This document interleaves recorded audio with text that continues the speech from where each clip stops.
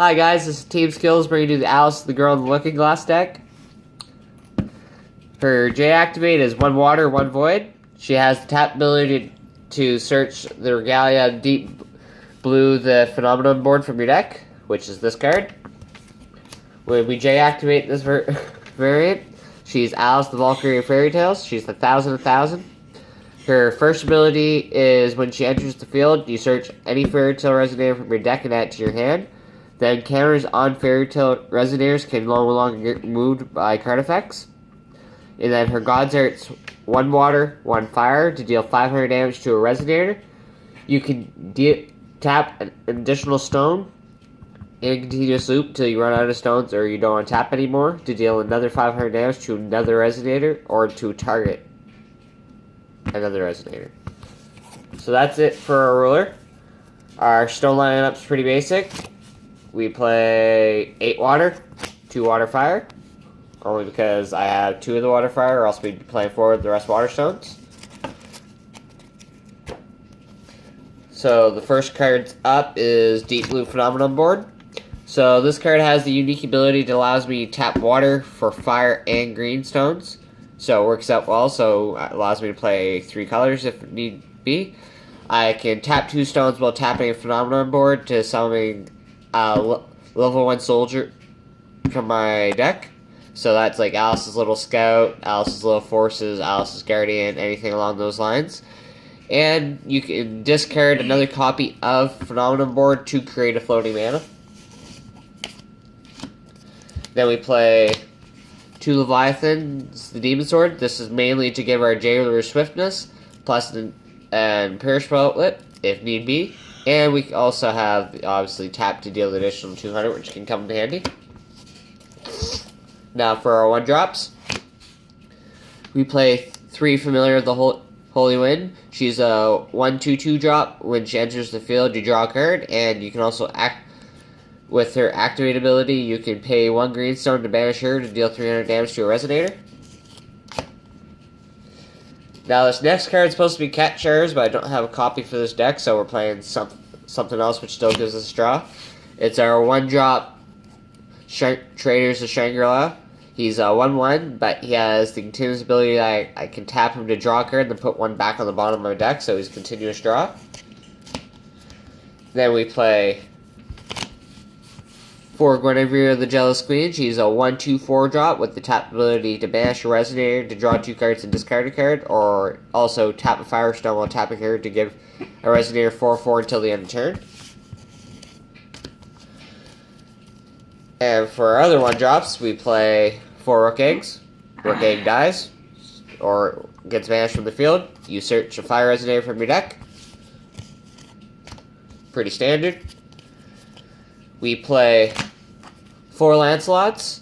Lancelot's a 2/6/6 with swiftness, and if you do any attacks, if you do any attacks on your turn, this card has to attack, or must be the first one to attack.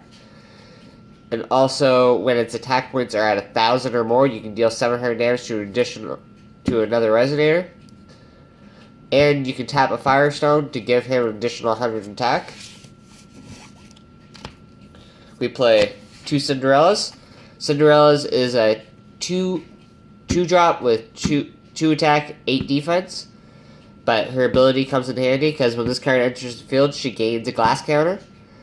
This card gains 600 attack while she has a glass counter, but whenever she deals damage, she removes the glass counter, so as soon as she enters board, realistically she's an 8/8, so that's a really nice 2-drop. And you can tap 2 water stones to bounce her back to your hand, so you can continuously keep getting her back and have 8/8 on board almost all the time.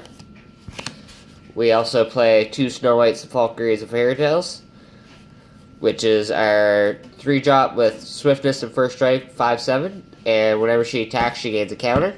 And then you can remove counters to deal 300 damage to a Resonator times the number of counters you remove. So obviously with our J ruler, with these 2 lovely ladies, you can only gain the counters, they won't get removed, so you can just keep on stacking and getting those beefy buff ups, especially with Snow White. We play 1 Athena.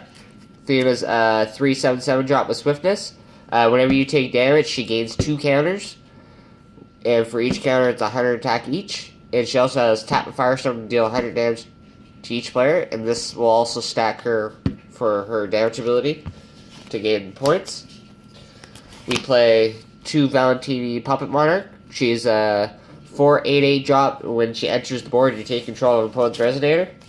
Can come in very handy, depending on what your opponent's playing for Resonators. We play 2 of the Sugiano of the 10 Fist Swords. He's a 3/12. He's a 6/12/12 drop with Swiftness and Pierce. He has the continuous ability that if your opponent controls a Resonator, you pay 3 less fire. So he becomes a 3 Void drop with the entry ability to equip RBG to it and to deal his attack points damage to a Resonator. So if you don't have the sword, he'll hit for 12, or anything that gets equipped to him at that point in time will deal that for damage. So if you have the sword, he'll be hitting for 16. We play 2 of the Amina Habaka.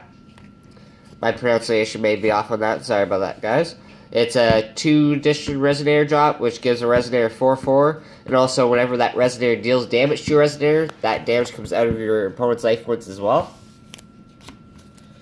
We also play 2 Formants of the World Tree.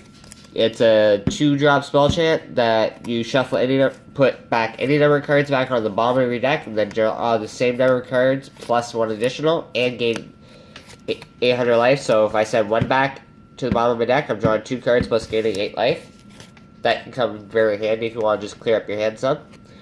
And then for our last 2 cards, we play 2 Split Tensors to hit all those decks that like to play just all specialty stones, considering we play pretty much all basic stones but 2. So you really have nothing to worry about. Other than that, guys, this is our deck profile on Alice the Girl in the Looking Glass. Any comments or questions, post below, or great ideas you might have. There's also another variant of this where you can play Alice the Saint of Feeling. Pretty much the same build, you just don't play the Snow Whites and the Cinderellas. Other than that, guys, have a good day.